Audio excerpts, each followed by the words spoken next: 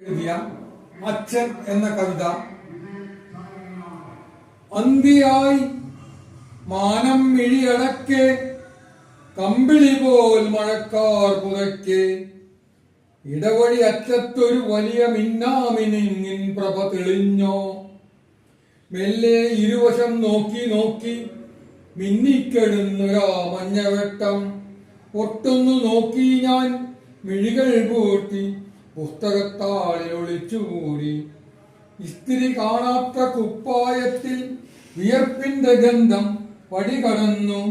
ഞെക്കു വിളക്കും നരച്ച കാലൻ കുടയും അണിഞ്ഞൊരു മൂലയായി വയറുന്തി കണ്ണു തുറിച്ചു നിന്ന തുണിസഞ്ചി അമ്മതൻ കയ്യിലെത്തി.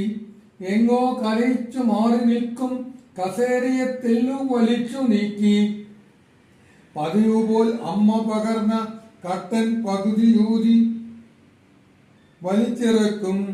അച്ഛന്റെ രൂപം നിഴൽ ചിത്രമായി ഒരു തരി മധുരമാ സഞ്ചിയിലും ഒരു ചെറു പുഞ്ചിരി സ്നേഹമന്ത്രം. ഒരു നാളുമേകാത്തതായിരിക്കാം, പലതും പ്രതീക്ഷിക്കും ബാല്യമെന്നും.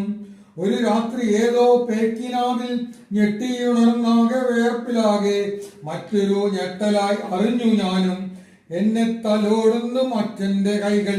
ചെവിയിൽ മുഴങ്ങിയ ശുഷ്കശബ്ദം, കരയേണ്ട മകനെ നിന്നരികിൽ കാവലായി അച്ഛനുണർന്നിരിക്കും. നീ ചിറകേറി നീ പാറുവോളം.